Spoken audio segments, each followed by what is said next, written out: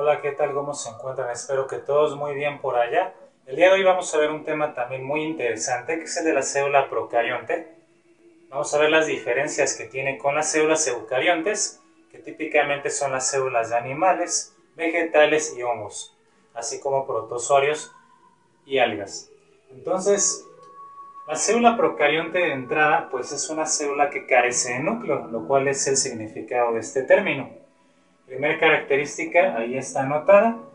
El material genético, el DNA, está en un único cromosoma que está disperso en el citoplasma. Como ven aquí, esta larga cadena de ADN constituye el único cromosoma de la célula procarionte, que bueno, vamos adelantando eso una vez. Son toda clase de bacterias. Entonces vamos a hablar de bacterias siempre que hablemos de células procariontes. Esta estructura dispersa en el citoplasma también se le suele llamar nucleoide, sin embargo no es un núcleo verdadero. A diferencia de una célula eucarionte que tiene un núcleo formado por una membrana, pues aquí no, el material genético está disperso en todo el citoplasma. Otra característica general que tienen estas células es un tamaño más pequeño, usualmente 10 veces menor que la célula eucarionte, un tamaño de 1 a 10 micras. Si toma en cuenta que la micra es un micrómetro, como se abrevia aquí con la letra grigamo, un micrómetro o una micra es tomar un centímetro y dividirlo en 10.000 partes. Así que es sin duda una unidad pequeña, por lo cual estas células pues no son visibles a simple vista, al igual que las eucariontes. Sin organelos o sin la mayoría de organelos que tiene la célula eucarionte, aquí tenemos por ejemplo los plásmidos, los ribosomas, que son de los pocos organelos que se presentan de manera más estable en las bacterias. Tienen una pared celular de un material, de una sustancia química llamada peptidoglucano. Aquí está señalado en el esquema. Ahorita vamos a ver qué función desempeña esta pared celular. Su reproducción es de manera sexual siempre por la fisión binaria, que es un tema que se ve propiamente en el tema de reproducción asexual, pero de manera sencilla podemos establecer ahorita que una célula bacteriana en un inicio, en un determinado tiempo, pues va a dividirse en dos células genéticamente iguales, y así se van a seguir dividiendo estas bacterias según su ciclo celular, su tiempo de reproducción, hasta formar una colonia de millones de bacterias. Y pues de ahí que entonces se pueda, a partir de una sola bacteria, formar una colonia muy grande, con un número muy grande de bacterias, de millones o más. Bien, entonces veamos aquí las funciones, las estructuras que conforman a la célula procarionte y qué función desempeña cada una de estas. Bueno, entonces comencemos con el nucleoide, ¿no? Ya habíamos comentado que es el material genético, el DNA, así que va a ser el portador de toda la información o casi toda la información genética que contiene una bacteria, ya que también vamos a ver en los plásmidos, ahí también hay información genética o genes adicionales. En el citoplasma, bueno, es lo mismo que vemos en la célula eucarionte, todo este medio líquido que está dentro de la bacteria disolviendo diferentes sustancias como nutrientes, aminoácidos, azúcares, péptidos, etcétera, enzimas. También sustancias tóxicas o de desecho que la bacteria va a excretar, bueno, todo eso está disuelto allí. Intermediarios de las rutas metabólicas también. Entonces eso es exactamente lo mismo que hemos visto en la célula eucarionte. Ahora continuamos aquí con los ribosomas, que también se ven en ese tema y llevan a cabo la misma función exactamente que en las eucariontes, nada más que aquí los ribosomas no están asociados a un retículo endoplásmico, sino que también están dispersos en el citoplasma. Entonces aquí la función que vamos a tener pues va a ser la fabricación o síntesis de proteínas. la síntesis de proteínas bacterianas pues tendrá lugar en los ribosomas propios de esta célula. El flagelo, bueno, es esta estructura que ven aquí, esta proyección o esta prolongación, le permite movimiento, locomoción a la bacteria, ¿sí? Entonces esa sería la función que nosotros vamos a estar considerando aquí, un movimiento, ¿sí? O locomoción, ¿no? Básicamente esa es la función del flagelo. El flagelo también es una estructura bastante compleja que está insertada en la pared, en la membrana de la célula, y que tiene un funcionamiento bastante complejo para ponerse en marcha. Eso daría también pues un tema completo para verlo en otro tutorial. Por el momento solamente nos vamos a limitar a que realiza pues esta función del movimiento, ¿no? Al moverse el flagelo, la bacteria puede entonces nadar a través de un medio líquido principalmente. Los plásmidos entonces van a contener información genética adicional si son cadenas circulares de DNA,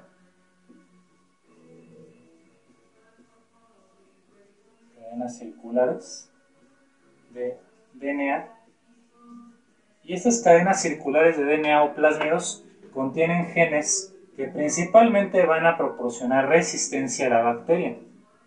¿Sí? Entonces genes de resistencia como que, por ejemplo, agentes químicos como los antibióticos principalmente. Antibióticos como las penicilinas, las sulfas, derivados de estos, ¿sí? Pues tienen diferentes mecanismos de acción con los cuales van a matar a las bacterias. Sin embargo, las bacterias han desarrollado adaptaciones, resistencia por medio de pues adquirir estos genes, conservarlos e incluso propagarlos a su descendencia y a otras especies bacterianas por medio de transferencias genéticas horizontales, como se les llama. Eso se ve en el tema de genética bacteriana en microbiología, por lo cual no me puedo salir mucho del tema por el momento, pero vamos a tener presente la función básica de estos plásmidos.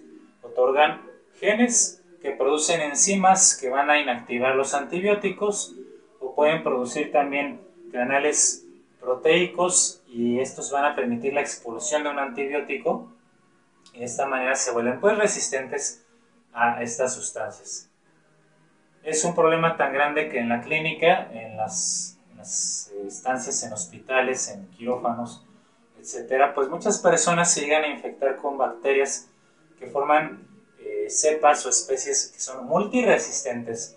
Pueden ser resistentes no solamente a 1 o 2 antibióticos, sino incluso hasta 10 antibióticos distintos, no les causa ningún problema, ¿no? Así que eso en la clínica sin duda representa un gran problema y se debe principalmente a la adquisición de estos plásmidos. Luego la membrana plasmática, bueno, al igual que en las células eucariontes, va a ser la que va a seleccionar las sustancias que pueden ingresar o salir de las células según su necesidad, sus necesidades nutricionales y de excreción. Así que al igual que allí, pues vamos a tener que es una función de transporte selectivo, ¿no?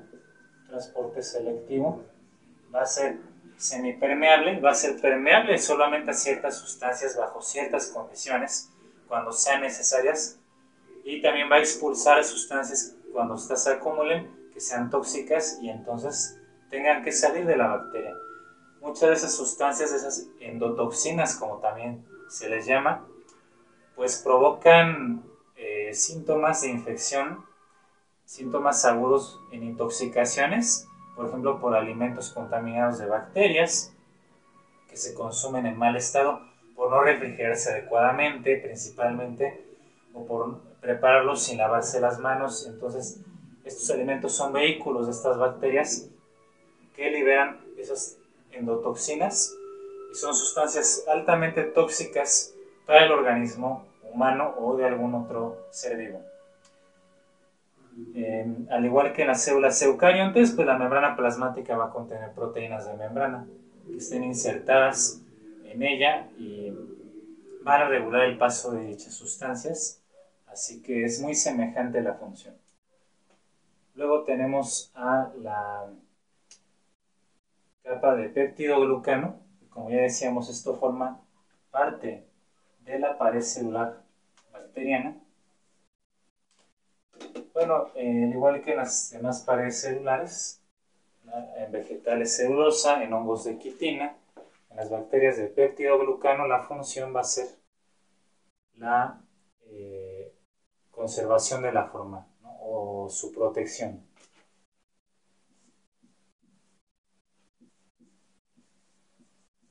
Entonces conserva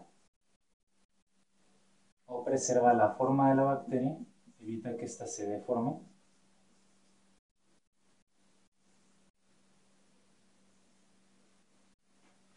Y básicamente es una forma, entonces, un mecanismo de protección ante la presión osmótica del agua. Cuando la bacteria ingresa agua, pues esta pared evita que ingrese demasiada agua y esta bacteria se rompa o estalle. Membrana externa también, hay algunas bacterias que les llaman gram negativas que tienen una membrana externa, porque las bacterias llamadas gram positivas solamente tienen la membrana plasmática. Pero en el caso de que tenga membrana externa, bueno, tiene varias funciones importantes para la bacteria, como lo sea protección, es una barrera de protección que evita de inicio que entren sustancias nocivas u otros microorganismos como lo son los virus, que pueden también infectar a las bacterias. Estos virus les llaman bacteriófagos y se especializan en infectar a las bacterias. Bueno, eso pues es una protección contra este tipo de agentes. También va a permitir la adhesión a superficies, infección de células, ¿sí? Y reconocimiento. Un reconocimiento por receptores que se encuentran en esa membrana. Básicamente los receptores son proteínas que se encuentran en la superficie bacteriana, al igual que en células eucariontes muchas veces, o más bien siempre, y son como antenas, ¿no? Digamos que son como antenas que captan las señales químicas del entorno de la célula. Entonces esos receptores también se encuentran en la membrana externa.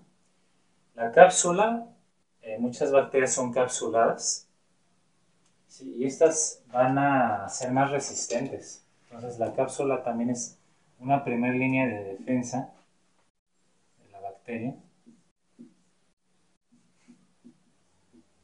Va a tener funciones de defensa, de reconocimiento otra vez por medio de receptores. Entonces va a haber reconocimiento.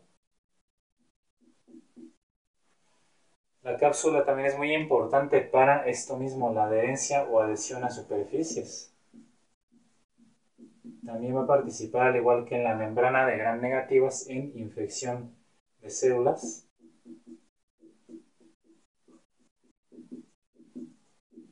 Va a permitir, al adherirse mejor a, por ejemplo, a un epitelio, como son las mucosas de las vías respiratorias, que no el sistema inmunológico no las puede atacar fácilmente.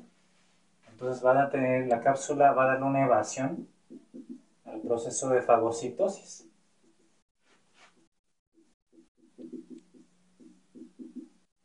Cuando las células del sistema inmunológico, como los macrófagos o las células dendríticas, quieren engullir, quieren devorar a las bacterias que son agentes invasores, pues esta cápsula dificulta mucho ese proceso de la fagocitosis y entonces estas bacterias se pueden reproducir más fácilmente.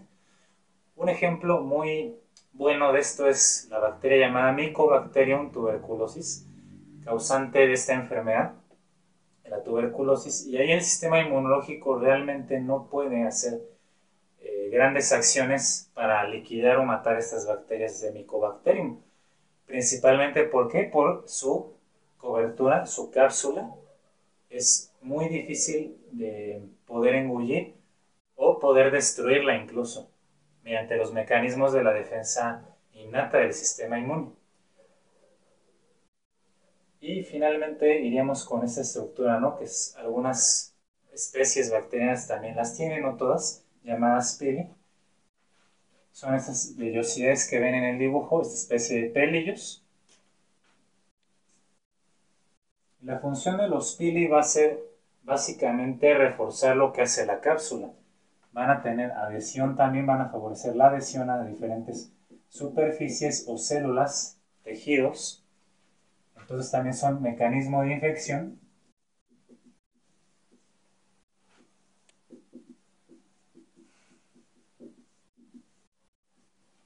E incluso algo que la cápsula no puede hacer, pueden servir de transmisores de la información genética, principalmente de los plásmidos, como les comentaba.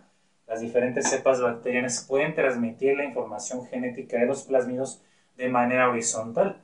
Cuando hablamos de una transferencia genética vertical, es de una generación a otra dentro de la misma especie, o sea, dentro de su reproducción por fisión binaria.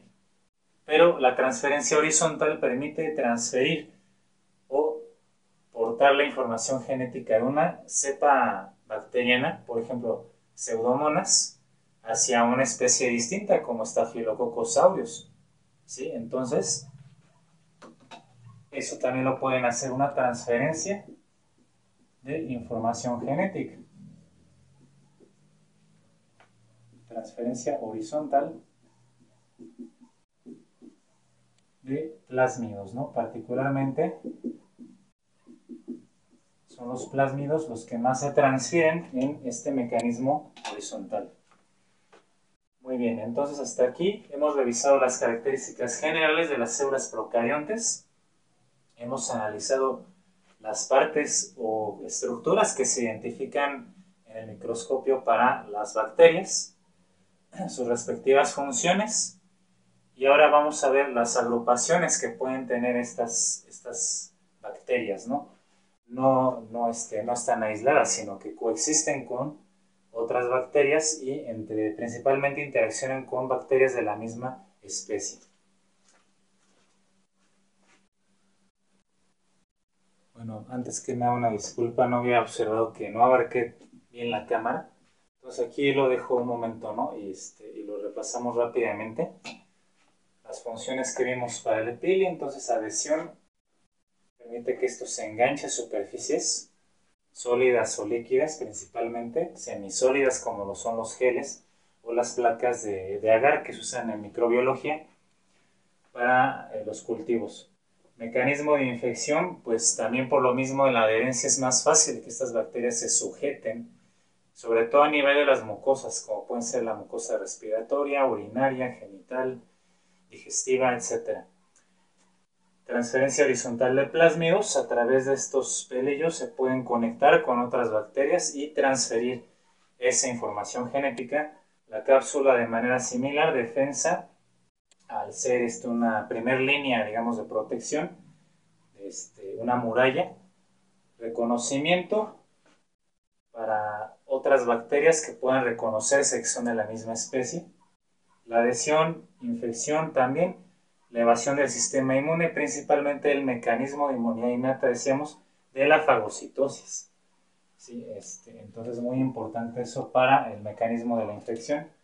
Y la membrana externa, ¿no? Que también está, ya la hemos comentado, funciones muy similares a la cápsula, con la diferencia de que aquí va a haber receptores, proteínas que captan señales del exterior para que la bacteria pueda, pues, entonces actuar en consonancia, ¿no? Si tiene que reducir su metabolismo, reproducirse, nutrirse, si se puede desplazar, moverse de un lugar a otro, en fin.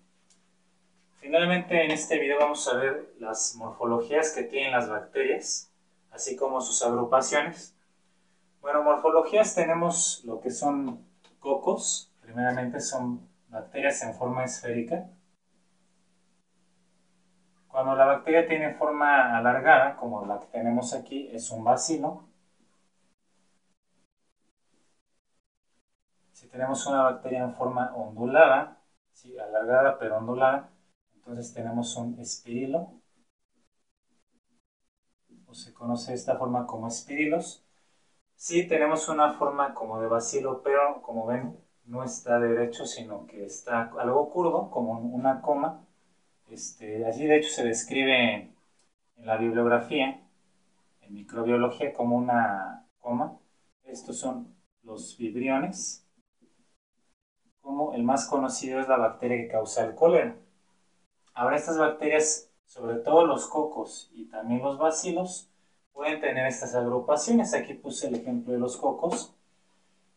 Entonces tendríamos a los dos cocos unidos, se llama diplococos. Todas estas agrupaciones y morfologías obviamente se pueden observar en el microscopio con tinciones adecuadas y bajo aumentos también que sean adecuados. Cuando estas células están formando cadenas, una enseguida de la otra, se conocen como estafilococos.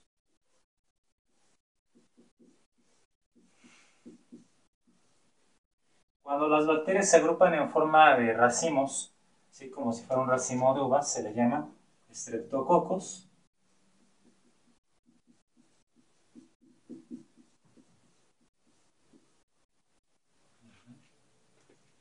Vamos a acomodar aquí.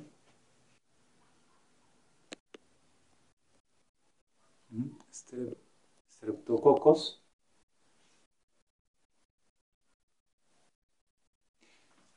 Si tenemos bacterias que están en conjuntos de cuatro bacterias, se les llaman tetradas.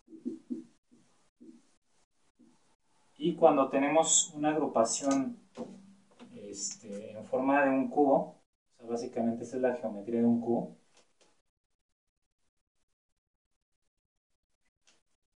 entonces tenemos lo que es una sarcina. Así se les conoce como sarcinas. Entonces son las agrupaciones más comunes. Estas las forman los cocos y los bacilos también tienden a formar agrupaciones equivalentes. Diplobacilos, estafilobacilos, streptobacilos, etc. Entonces, pues como ven, el mundo de la microbiología, el mundo de las células procariontes, en este caso que es una parte de la microbiología, es muy importante, a la vez muy interesante.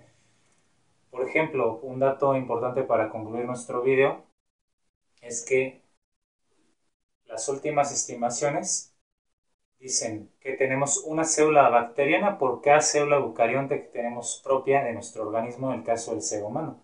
O sea que en ese sentido seríamos 50% células eucariontes y 50% también nos acompañan células bacterianas o procariontes. Habitan en la piel, en las mucosas digestiva, principalmente respiratoria, en las vías urinarias, en la vagina, en el caso de las mujeres, en las uñas, en el cabello, en fin, en todas, prácticamente todas las estructuras del organismo, excepto las que son estériles, como lo son la sangre, el tejido nervioso, otros órganos que también deben estar libres de bacterias. Pues fuera de ahí tenemos una gran cantidad de bacterias. Y también ya se ha ido descubriendo acerca de las bacterias que son benéficas, ¿no? Los llamados probióticos. Y sin duda cumplen una función muy importante para que nosotros podamos también sobrevivir. Y entonces, pues las bacterias, más que ser microorganismos enemigos, en su gran mayoría son amigos. Nos van a ayudar en una relación de simbiosis donde hay un beneficio mutuo que es de por vida. Así que espero te haya sido muy útil este video, esta información. Si es así, apóyame con un pulgar arriba, compartiéndolo con familiares o amigos conocidos que les interese o tengan que presentar pues temas relacionados a esto en la biología. Y sin más por el momento me despido, les mando un cordial saludo. Hasta la próxima.